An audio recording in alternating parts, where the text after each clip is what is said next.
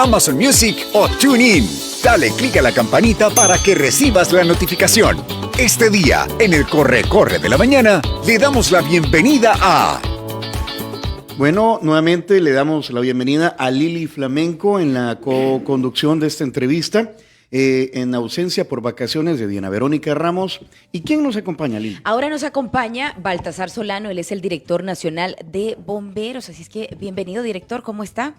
Muchas gracias, buenos días, gracias por la oportunidad de poder compartir esta información importante del quehacer de una institución como el Cuerpo de Bomberos que está al servicio de la población salvadoreña 724. ¿Y de verdad que han tenido actividad? Han estado socorridos. Bueno, ahora hemos estado con mucho trabajo, a pesar que hemos estado en una época seca y que en esta época, valga la redundancia, tenemos muchas emergencias en malezas, forestales, interfaz. Sin embargo, como ustedes muy bien lo apuntan, en los últimos días hemos tenido 2 incendios estructurales, uno quizá de grandes proporciones, es decir, hemos estado también no solo atendiendo los incendios forestales, sino que también en incendios estructurales importantes. El primero fue en el Boulevard Venezuela, en una venta de repuestos para motocicletas. Efectivamente, fue en un negocio de motocicleta de nombre Economotos. Este es un incendio que se genera pues de grandes proporciones, es decir, muy grande, debido a la velocidad de propagación que estos materiales tienen. Habían aceites, lubricantes, repuestos, es más, habían motos empacadas, según nos dice el propietario. Es decir, había mucho material inflamable y mucho material combustible. Quiero hacer énfasis cuando hablamos del término inflamable. Esto quiere decir que para que un material se incendie debe de pasar, si nos acordamos allá cuando íbamos a la escuela y nos decía el profesor, la materia debe estar en sólido, líquido y gaseoso, decía. En este caso, para que exista o para que se queme un material, este debe de estar en estado gaseoso. Y los materiales inflamables son todos aquellos que a temperatura ambiente se convierten a gas, es decir, la gasolina, el ciner, algunas lacas, etcétera. Entonces estos materiales se incendian justo con una chispa porque ellos ya están en estado gaseoso o se convierten en estado gaseoso. Eso acelera la propagación enormemente y luego materiales combustibles que demandan una cantidad de calor para inflamarse, es decir, para pasar a estado gaseoso. Esto, pues sin duda, con esta mezcla de materiales inflamables y combustibles, pues sin duda la propagación es muy rápida. Nosotros quiero destacar que estuvimos en este incendio en 5 minutos. Tenemos una estación pues relativamente cerca. Igual el incendio en la Universidad Tecnológica. Hemos estado respondiendo en 5 minutos. Nuestra velocidad, es decir, desde el momento que capturamos la llamada, que la persona nos da el aviso a nuestro call center, nos demoramos no más de 1 minuto en salir. Entonces son tiempos importantes que quiero destacar. Y luego, pues la propagación, ya decía, todo lo que pudimos hacer en este incendio es debido a esa prontitud, debido a la capacidad de equipo que tenemos, porque evitamos que se quemaran muchas propiedades que ya voy a hacer mención de ellas. Sí, ¿cuál es la forma correcta en que se almacenan este tipo de materiales, como por ejemplo el de la venta de repuestos de motos? Bueno, hay ciertas características de almacenamiento y voy a mencionar algunas. Porque negocios como esos hay por todas partes. Sí, y también quiero hacer énfasis que estamos haciendo como Cuerpo de Bomberos desde el mes de abril, específicamente que vamos a hablar de un tema relacionado, si ustedes me lo permiten, un tema relacionado a la prevención. ¿Qué estamos haciendo más allá de todos los planes que hemos estado desarrollando por años? Hemos lanzado un plan en el mes de abril. Y como digo, quizás lo vamos a comentar más adelante, pero respondiendo a su pregunta, hay técnicas, en este caso, o medidas de prevención en cuanto al almacenamiento, que no solo en la industria, no solo en el comercio, sino también debiese emplearse incluso en nuestras casas, cuando tenemos materiales combustibles, materiales inflamables, en las bodegas, etcétera. Es decir, primero, no tener materiales inflamables o combustibles. Esto es lo ideal, no tener estos pegados al techo. Es decir, muchas veces metemos o introducimos los materiales hasta donde podemos Hasta y estos el están, copete. estos están pegados literalmente al techo y muchas veces es lámina, entonces ahí hay un calentamiento Calor. importante. La otra es una separación que debiese existir entre las paredes que llamamos nosotros cortafuego o paredes que limitan un espacio de otro, porque muchas veces si se quema el espacio, digamos, contiguo, si el material está separado, pues obviamente las paredes se calientan, pero no tenemos ese riesgo de propagación. Y luego debiese estar en estantería, también debiese estar separado por materiales, no mezclar inflamable con combustibles, porque esto es una mezcla importante.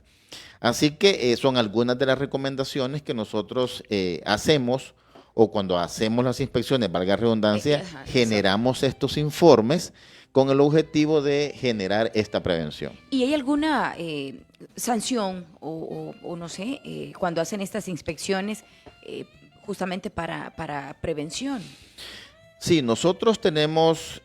¿O únicamente son las recomendaciones? No, nosotros con la nueva ley que fue aprobada el 27 de diciembre del 22, nuestra institución tiene ahora capacidades, es decir, herramientas jurídicas para ir a los negocios, que dicho sea de paso, aprovecho para comentar, nosotros lanzamos un plan para hacer inspecciones de oficio en abril. Es decir, nosotros tenemos un plan todos los años de inspecciones y lo hacemos, por ejemplo, reforzamos en Semana Santa, que vamos a los hoteles, a los restaurantes, etcétera. Pero en abril lanzamos un plan piloto de oficio y lo estamos haciendo en La Libertad y lo estamos haciendo en San Salvador. ¿En qué tipo de establecimientos? Esa es una buena pregunta. Estamos en estaciones de servicio, Ajá. es decir, gasolineras. Tenemos centros educativos, tenemos hospitales, hoteles, hostales, discotecas, bares, restaurantes, ventas de gas propano, ferreterías, cerrajerías, talleres, ventas de repuestos y accesorios automotrices. Es decir, estamos entrando a este rubro de oficio en donde hemos hecho una revisión de todos los comercios en San Salvador y en La Libertad y estamos yendo todos los días a realizar estas inspecciones. Esto con el objetivo de generar la prevención, porque primero las infraestructuras tienen una premisa que debiese ser segura tanto para las personas que laboran en el comercio o la industria como para las personas que visitan. Es decir, generar estas condiciones de seguridad humana, ya sea que haya un incendio, ya sea que haya un sismo, debiesen estar todas estas condiciones, puertas que abran hacia afuera, los aforos acorde a lo que está diseñado,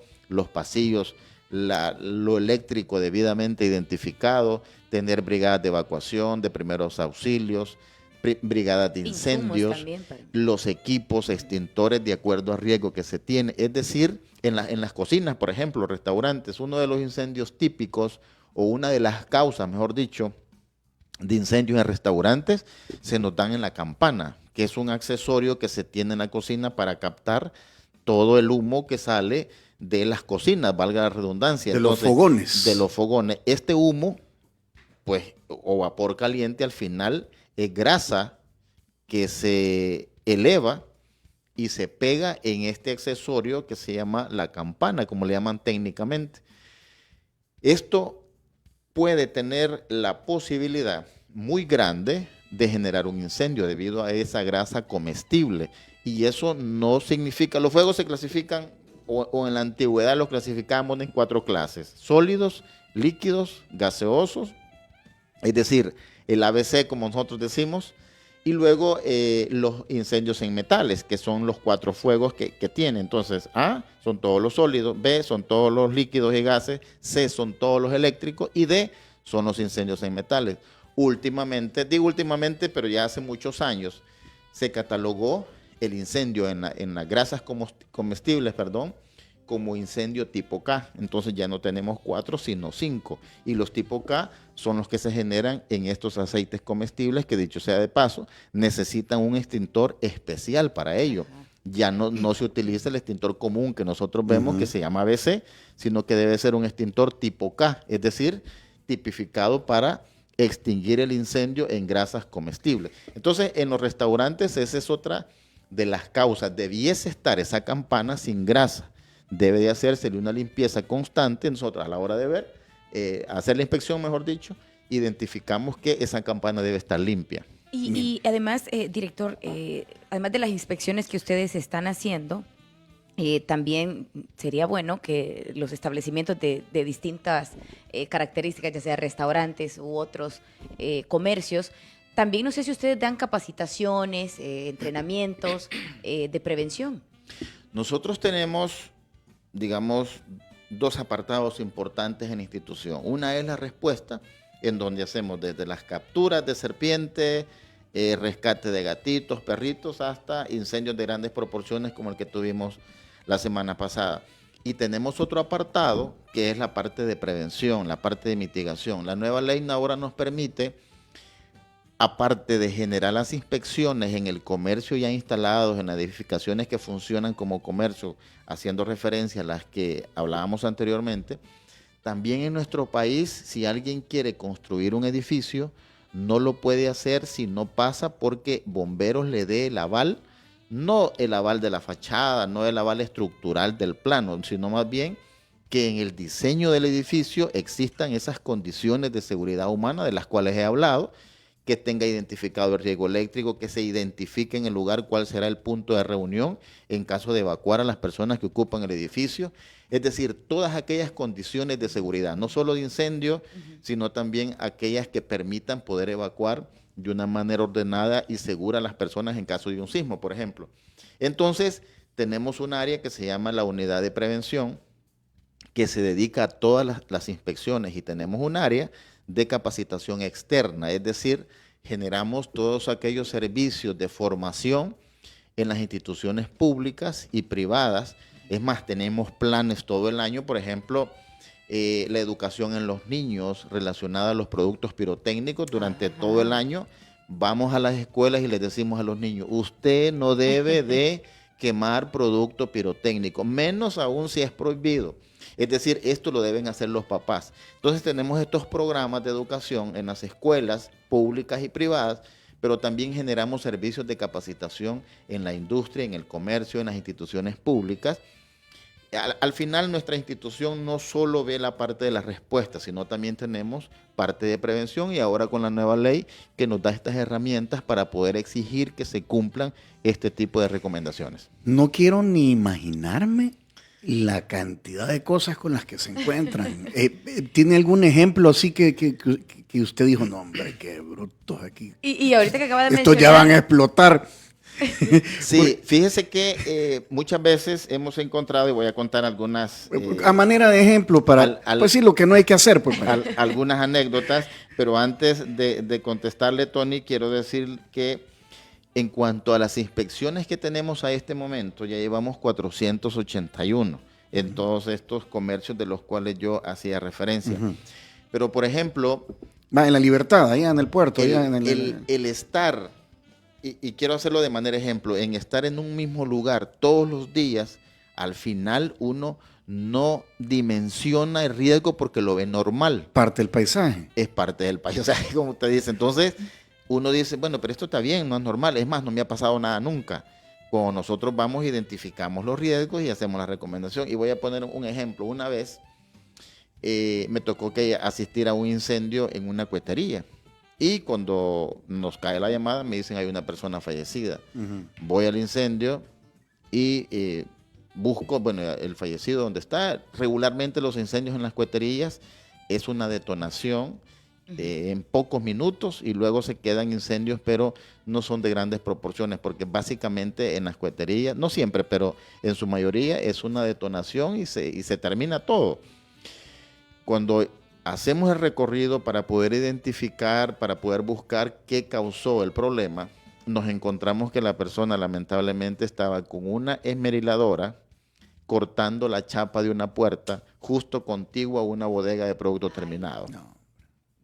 Entonces, pero digo, es muy lamentable porque falleció una persona, pero muchas veces no dimensionamos el riesgo. Es más, nosotros nos hemos encontrado con incendios que no tienen de momento una explicación. Por ejemplo, no hay energía, no hay gas que sea fugado, y está el incendio, ¿y cómo se dio? Y comenzamos a descartar, y al final nos encontramos que muchas veces, por ejemplo, una vez me acuerdo, era una bodega sin energía, sin gas, y se quemó los materiales. Y comenzamos a buscar y no encontrábamos qué fue lo que generó la fuente de ignición. Al final nos encontramos que un predio contiguo, una persona puso una pieza de madera contiguo, pegada a la pared por el lado de atrás, hablemos, y le dieron fuego a ese predio baldío. Y el fuego subió por la madera hasta donde estaba la bodega. Obviamente después del incendio esa madera ya no existía, porque se había quemado. Entonces fuimos a buscar y encontramos los indicios, y uno dice, ¿cómo es que aquí se pudo haber generado un incendio si no hay condiciones para que esto pudiese pasar? Y pasa.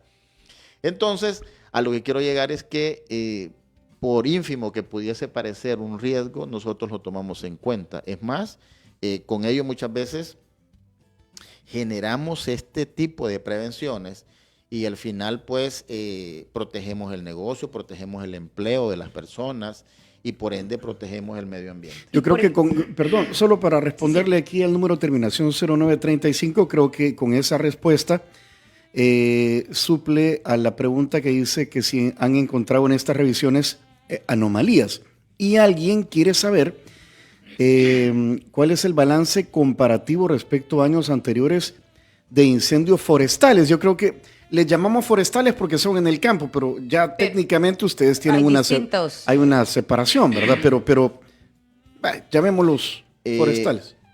Y qué buena pregunta. Nosotros tenemos una estadística desde el 1 de enero al 7 de mayo, haciendo una comparación con el año 2023. En incendios en maleza, en el año 2023 teníamos 1.986 incendios. En el 2024 tenemos 2.309 incendios. Esto implica un 16% más que el año pasado, es decir, 323 incendios en maleza más que el año pasado. Y en cuanto a incendios forestales, en el 2023 teníamos 207, hoy tenemos 146. Hay una reducción del 29%, es decir, 61 incendios forestales menos que el año pasado.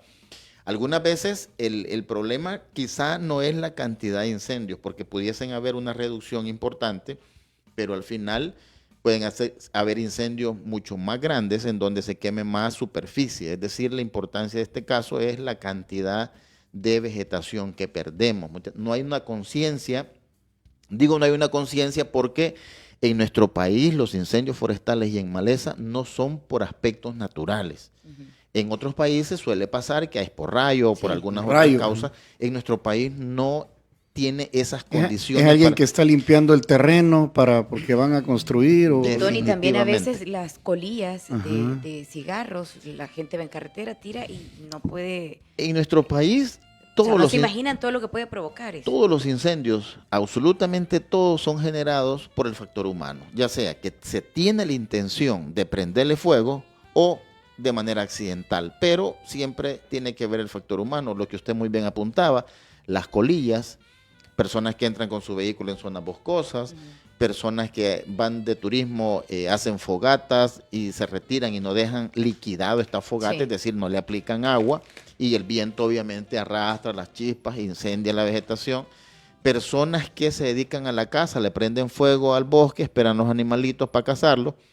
Y también hay personas, muy lamentable, que les place ver fuego, es decir, son pirómanos y le prenden fuego literalmente porque les place. Entonces nosotros cada vez que podemos, y gracias a ustedes que nos permiten poder difundir estas recomendaciones, porque nosotros como instituciones del gobierno estamos haciendo nuestro esfuerzo. Pedimos a la población que también somos responsables de los recursos de nuestro país. Muchas veces, al final, como suele pasar en los accidentes de tránsito, personas conduciendo en estado de ebriedad, celular también. Muchas veces el que obtiene la mayor parte es el que no tiene el problema. Pues sí, lo desgraciaron por culpa de otro. Es correcto. Lo mismo pasa en los incendios. Quizá están prendiendo fuego o haciendo esta mala práctica de quemar el rastrojo, por ejemplo, en los aspectos agrícolas que usted apuntaba, se les pasa el fuego y al final alguien que no está haciendo ningún tipo de acciones, se le quema su finca, se le quema su zona La protegida. basura la queman, la basura. Pues ese es otro tema. Ya venimos con el aspecto de la lluvia. Creemos que la manera correcta de deshacernos de la basura, uno, es quemándola y dos, es botándola. Son las dos acciones totalmente incorrectas e irresponsables que muchas veces tomamos. Dicho sea de paso, yo cuento esto porque es el extremo.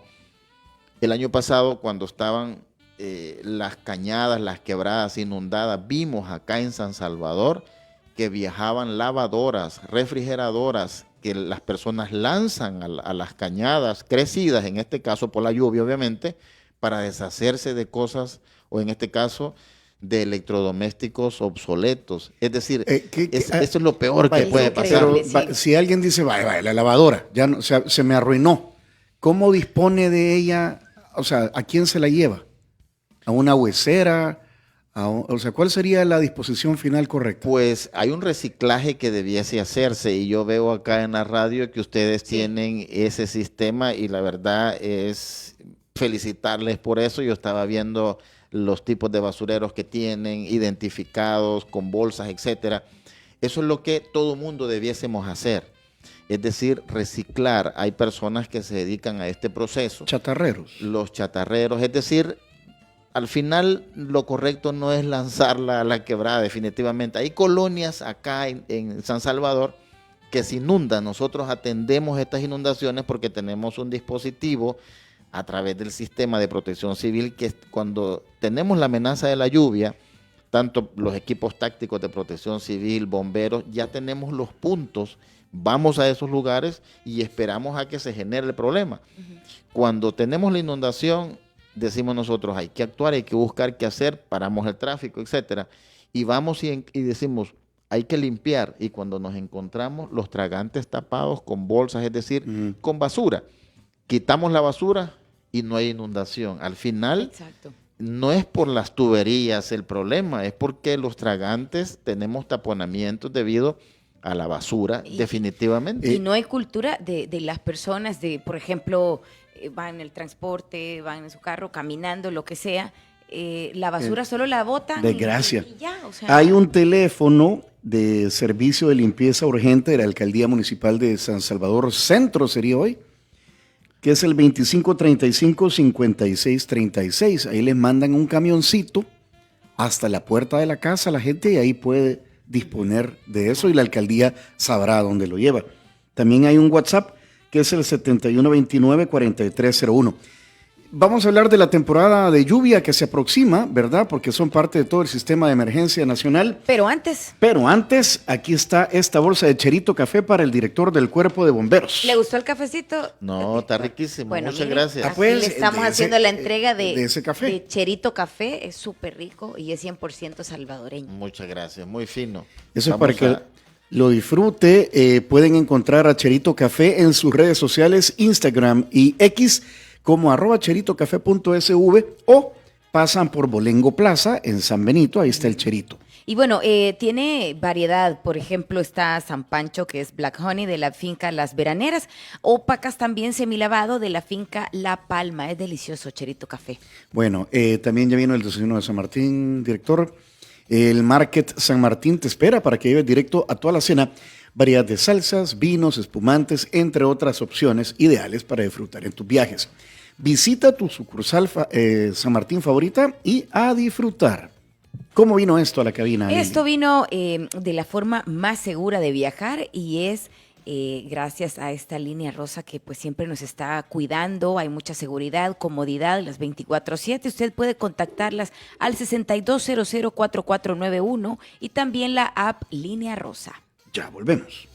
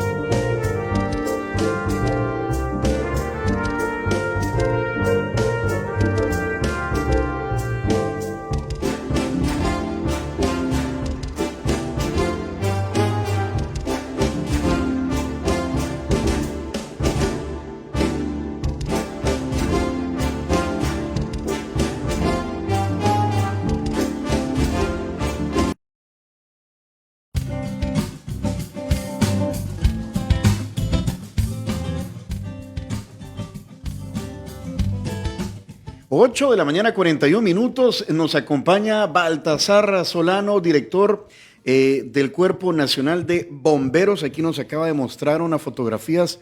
Esa era una gran boa constrictor que les apareció justamente en el cuartel de los bomberos. Aquí me siento segura, dijo.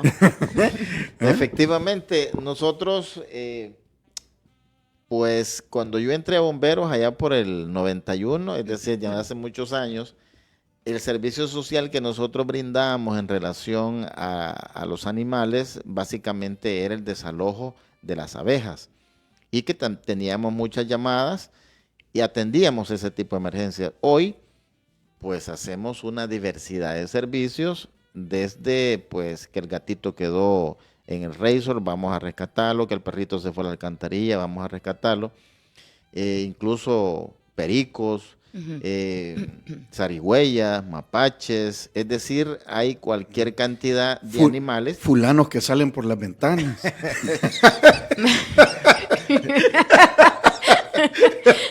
Entonces, en ropas menores. Tráigame una escalera de esas grandes, porfa. Es decir, obviamente se quemó en la parte, o es decir, el hábitat de los animales y ellos buscan un refugio y al final pues llegan a nuestras casas. Pero últimamente, no es que hace unos días, ya hace muchos días, pero ese es como lo más novedoso que estamos haciendo, es que estamos yendo a capturar serpientes y ya incluso serpientes venenosas, porque las culebras buscan alimento, buscan un hábitat, es decir, por estas razones que decía, muchas veces la vegetación se quema y pues los animales buscan un refugio. Pero Es que nosotros somos los invasores. No hay que matarlas. No, definitivamente, pues esa es la recomendación. No hay que matar a los animales. Lo que nosotros hacemos es que vamos, capturamos, es decir, las sacamos de las viviendas y las dejamos ir en bosques, en zonas protegidas. Es decir, esa tarea la hacemos todos los días. Tenemos llamados de auxilio de la población en donde encontramos serpientes. Muchas veces... ¿En qué partes de la casa? Mire, por ejemplo, o patio, no sé. El techo. Básicamente de ellas repente, buscan, por ejemplo, roedores. Antes de ponerse los zapatos, tiene que ver que no hayan tarántulas adentro. Ya me metió miedo. Entonces, en las madrugadas. Nos llaman porque hay una zarigüeya, como vulgarmente le llamamos tacuacín. Los tacuacín. Mapaches, Pedros, etcétera. Es decir, hacemos cualquier tipo de rescates o capturas, en este caso de serpientes, y luego las vamos a dejar a zonas protegidas, en donde hay bosque, en donde pues es su hábitat. Así que ese servicio lo hacemos todos los días. Todos los días tenemos llamado, así como las abejas, desalojo de las abejas, también es todos los días. Y luego, pues, también tenemos emergencias importantes como las recién pasadas. Y si sacan un mapache, le ponen Pedro. Bueno, mire, director, ¿qué invierno están esperando de acuerdo a los modelos meteorológicos? Bueno, hay cierta información que se está manejando en donde se prevé que va a haber mucha lluvia. Son modelos que pues obviamente nosotros respetamos y aquí el ideal para dar esta información pues es el medio ambiente, que es la institución que tiene pues los profesionales y los equipos para... Le hago la pregunta porque sé que está en el sistema, pues sí, debe estar informado seguramente. Sí, sin duda, definitivamente nosotros estamos siempre atentos. Decía hace poco en otra entrevista, no es que hemos dejado, porque todavía van a haber incendios forestales, van a haber incendios en maleza, seguimos con algunos días todavía de época seca. Sin embargo, pues se avecina ya la época de lluvia y nosotros cuando ya estamos en este momento la transición, pues no es que dejemos de lado estas herramientas, pero ya tomamos otras, porque a pesar que nosotros pudiésemos tener la información de un invierno con poca lluvia, siempre existe el riesgo de tener el tipo de problema. Es más, en la primer tormenta con más de 40 milímetros, ya tuvimos inundaciones, ya tuvimos lugares en donde se colapsaron las tuberías debido a taponamiento por basura. Y quiero destacar que nosotros desde el 9 de abril, el Sistema Nacional de Protección Civil ha lanzado jornadas juntamente con bomberos y con todas las instituciones del sistema, y ya tenemos 12 quebradas intervenidas, y voy a mencionar algunas de ellas: el Garrobo, el Talapo, la Lechuza, la Mascota, la colonia El Manzano, quebrada en la comunidad San Roque, en la comunidad Darío González, quebrada en el cantón El Carmen, quebrada en la comunidad Cecilio del Valle, quebrada en la calle La Granjita, quebrada en reparto Montefresco, San Antonio Abad, quebrada en el sector de calle San Nicolás, San Salvador. Esto con un beneficio aproximado de 30 comunidades en donde hemos ido a limpiar también. Y que ahí, históricamente, director, siempre habían inundaciones. Yo recuerdo que siempre. Y hay algunas otras, por ejemplo, suele inundarse la colonia médica, por ejemplo, y cuando vamos, tragantes tapados con basura. Al final, pues es eso. Entonces yo decía, no se debe quemar, y luego tampoco debe ser el punto final lanzar la basura. Como usted muy bien lo apuntaba, personas van conduciendo su vehículo y van lanzando latas de gaseosa, bolsas, etcétera, etcétera. Anden una bolsita, y bueno, y todas las personas debemos de andar una bolsita ahí. Es correcto. Lo ideal es que dejemos la basura en nuestro vehículo si vamos conduciendo, y luego a algún lugar pues depositamos de acuerdo al tipo de basura que nosotros en este momento tengamos en nuestro vehículo. Entonces, lo que quiero destacar es que nos estamos preparando para la lluvia, estamos ya listos con un plan, estamos listos con todos los equipos, herramientas y accesorios, achicadoras, palas, piochas, es decir, todas las herramientas necesarias para hacerle frente a las inundaciones, a los rescates, a los deslizamientos. Hay muchos vehículos que quedan también en la carretera a consecuencia de las inundaciones, Sí. Es decir, nos preparamos para cualquier contingencia que pudiese salir a consecuencia de la lluvia. Así que hay parámetros o hay información en donde pudiésemos tener mucha lluvia, de verdad. Sin embargo, como digo, nosotros hemos estado haciendo la parte de la prevención, la parte de la mitigación, limpiando cunetas. Ya tenemos, aparte de las quebradas que yo hacía mención, hemos hecho también limpiezas en tragantes y en canaletas en barrio San Jacinto, urbanización Las Conchas, urbanización San Luis en San Salvador, comunidad Quiñones, comunidad El Paraíso, calle El Mirador San Salvador, reparto Montefresco en San Antonio Abad, comunidad Don Bosco San Salvador, Cumbres de San Francisco, avenida Las Magnolias, colonia San Benito. Es decir, estamos haciendo y seguimos interviniendo en este caso todas las quebradas, las canaletas, limpiando tragantes, porque ya sabemos que las personas tiran, botan la basura. Eso no lo puedo meter al secot. Mire, como digo, lo peor que pudimos ver el año pasado es que lanzan electrodomésticos a las quebradas. Mire, una curiosidad, con el nuevo orden político territorial de las, ¿son cuántos municipios? Los distritos ahora. Distritos. Ha cambiado, me imagino deben, no sé si reordenar o reasignar por zonas, todos estas, ¿qué son? Comunidades, ¿cómo le llaman? Sistemas de alerta temprana, y donde participan líderes de las comunidades y hay comités. Sí. ¿Esto cambió o va a cambiar? Pues nosotros, eso es una tarea muy importante que desarrolla Protección Civil. Con todos pues, los municipios anteriores tenían sus